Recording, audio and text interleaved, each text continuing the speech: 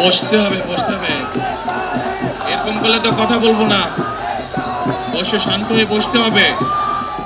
নির্বাচনী প্রচারে যত রাতই হোক না কেন, তারেক রহমানকে এক নজর দেখতে মানুষের ঢল নামে। 17 বছর পর দেশে ফেরত আসা এবং মায়ের মৃত্যুর মতো দ্রুত ঘটে যাওয়া একের পর এক ঘটনার মধ্যেই বিএনপির চেয়ারম্যান হিসেবে দায়িত্ব নেন তারেক রহমান।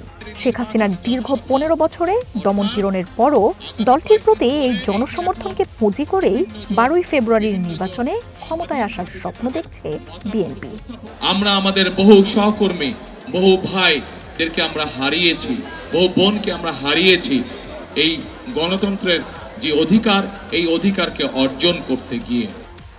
আল জাজিরা বলছে, বৃহস্পতিবারের ভোটে বিএনপি এগিয়ে রয়েছে। বিএনপির নির্বাচনী প্রচারের কেন্দ্রে পরিণত হয়েছেন দলটির চেয়ারম্যান, যার সমাবেশে ব্যাপক জনসমাগম ঘটেছে। শেখ হাসিনার সময়ে দলটিতে কোন্দল, গ্রেপ্তারের মতো ঘটনায় ভোটারদের সাথে দলটির দূরত্ব তৈরি হয়েছিল।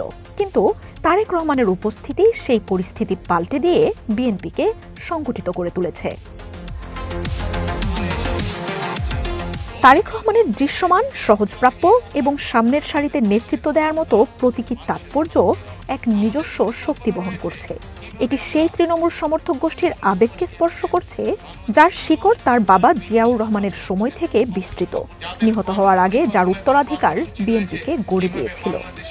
তরুণদেরকে বিভিন্ন প্রশিক্ষণের মাধ্যমে দক্ষ মানুষে পরিণত করবে এবং দেশেই হোক বিদেশি হোক কর্মসংস্থানের ব্যবস্থা করবে।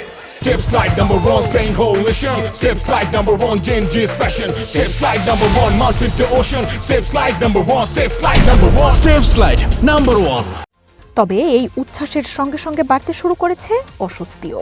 প্রত্যাশার সঙ্গে ঘিরে রয়েছে সন্দেহ। 17 বছর নির্বাসনে থেকে দল পরিচালনা করায় এই নির্বাচনকে তারেক রহমানের নেতৃত্বের পরীক্ষা হিসেবে জানাচ্ছে আল জাজিরা। যে সময়ে নিজের মা খালেদা জিয়া সহ দলটির সিনিয়র নেতাদের গ্রেপ্তার, মামলা, রাজনৈতিক নানা বিধিনিষেধের মতো প্রতিবন্ধকতার সম্মুখীন হতে হয়েছে। তার দেশে ফেরা নেতৃত্বকে মাঠ পর্যায়ে নিয়ে এসেছে, কিন্তু একই সঙ্গে প্রতীকী নেতৃত্বকে কার্যকর সাংগঠনিক নিয়ন্ত্রণের রূপ দেওয়ার কঠিন বাস্তবতাও সামনে এনেছে। দেশনেত্রী খালেদা জিয়া শত অত্যাচার, নির্যাতন, জুলুমের মুখেও এই দেশের মানুষকে রেখে উনি চলে যান নাই। বিএনপির সামনে তাৎক্ষণিক চ্যালেঞ্জগুলোর একটি দলীয় শৃঙ্খলা বজায় রাখা। ৭৯টি আসনে বিদ্রোহী প্রার্থী, অভ্যুত্থান পরবর্তী সময়ে রাজনৈতিক সহিংসতায় কর্মীদের জড়িত থাকার অভিযোগ দলটির অভ্যন্তরীণ নিয়ন্ত্রণ নিয়েও প্রশ্ন তুলছে। নির্বাচনে নিজের পারিবারিক সুবিধা পেলেও একই সঙ্গে এটা তারেক রহমানের উপর প্রত্যাশা ও চাপ বাড়াবে বলে ধারণা বিশ্লেষকদের। তারা বলছেন, খালেদা জিয়া বা জিয়াউর রহমানের মতো নেতাদের ছাপিয়ে যাওয়া সহজ নয়। এখনও তারেক রহমানের কাছ থেকে সে ধরনের ক্যারিশমাও চোখে পড়েনি।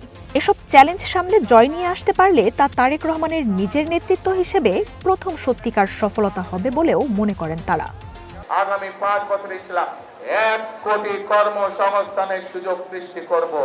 আল জাজিরা বলছে, নির্বাচনী প্রচারে তারেক রহমানের বক্তব্যে উচ্চাকাঙ্ক্ষী প্রতিশ্রুতির সাথে বাস্তবতার সংঘর্ষ, তথ্যের ঘাটতির মতো বিষয় সমালোচনার জন্ম দিয়েছে। তবে দীর্ঘদিন দেশের বাইরে থাকা এই নেতা উন্নতি করবেন বলে ধারণা করছেন বিএনপি নেতারা। ঋণ খেলাপিদের মনোনয়ন পাওয়াকে তারেক রহমানের দুর্নীতি দমনের প্রতিশ্রুতিকেও প্রশ্নবিদ্ধ করেছে। সোমবার টেলিভিশনে জাতির উদ্দেশ্যে দেয়া ভাষণে বিএনপির আগের শাসনামলের ভুল ত্রুটির কথা তুলে ধরে দুর্নীতির বিরুদ্ধে হার্ড লাইনে যাওয়ার প্রতিশ্রুতি দিয়েছেন তারেক রহমান। বিশ্লেষকরা বলছেন, তরুণ ভোটারদের অনেকেই বিএনপির শাসন দেখেনি। তবে দলটিকে ঘিরে দুর্নীতি, চাঁদাবাজির যে সমালোচনা রয়েছে, সেই ধারণা চূড়ান্তভাবে মুছে ফেলতে পারেনি বিএনপি। সেই সময় কোনো কোনো ক্ষেত্রে হয়তো আমাদের অনিচ্ছাকৃত কিছু ভুল ত্রুটি হয়েছে। সেজন্য আমি দেশবাসীর কাছে আন্তরিকভাবে দুঃখ প্রকাশ করছি। ইন্টারন্যাশনাল ক্রাইসিস গ্রুপের কনসালটেন্ট টমাস কিন মনে করেন, শেখ হাসিনার সময়ের মতো দীর্ঘ দমনমূলক শাসন ব্যবস্থায় বাংলাদেশ আর ফিরবে না। বিএনপির শীর্ষ নেতৃত্বের পরিবর্তন চোখে পড়ার মতো। তবে তিনি সতর্ক করে বলেন, বিএনপির তৃণমূল পর্যায় নিয়ে যে ধরনের ধারণা রয়েছে তা মানুষকে এখনো প্রভাবিত করে। I think also invested in বিএনপির আরেকটি চ্যালেঞ্জের কথাও তুলে ধরেছে আল জাজিরা। দলটির নেতার উপদেষ্টা হিসেবে যারা কাজ করছেন তাদের অনেকেই দীর্ঘ সময় দেশের বাইরে ছিলেন, তাই পরিবর্তিত বাস্তবতার সাথে এসব উপদেষ্টা খাপ খাওয়াতে হিমশিম খাচ্ছেন। নির্বাচনী প্রচারে প্রান্তিক পর্যায়ে গেলেও উপদেষ্টারা তারেক রহমানের কাছে তৃণমূল পর্যায়ের প্রবেশাধিকার কঠোরভাবে সীমাবদ্ধ করে রেখেছে।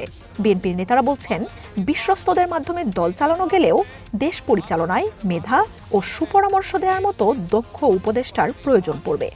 গত 1 যুগ ধরে বাংলাদেশের মানুষ, বিশ্লেষকরা বলছেন, এসব বিষয় বিএনপির অভ্যন্তরে জটিলতা সৃষ্টি করেছে। শেখ হাসিনার সময়ে দমনপীড়ন নির্যাতনের শিকার হওয়া নেতারা এখন নিজেদের উপেক্ষিত মনে করছেন। দেশে বিএনপির যেসব নেতাকর্মী কারাদণ্ড, দমনপীড়নের শিকার হয়েছেন তাদের তুলনায় আনুগত্যকে গুরুত্ব দেওয়া হচ্ছে বলে অভিযোগ উঠছে। আর এই অংশগুলোর মধ্যেই রয়েছে অন্তর্দ্বন্দ্ব। বিশ্লেষকরা বলছেন, তারেক রহমান এখন কঠিন এক সময়ে রয়েছেন। নির্বাচনে প্রত্যাশিত জয় না পেলে সমালোচকরা তার উপর দোষ চাপাবেন। পারিবারিক রাজনৈতিক ধারা রাজনীতিকে দুর্বল করছে কিনা এমন প্রশ্ন নিয়েও রয়েছে নানা মত।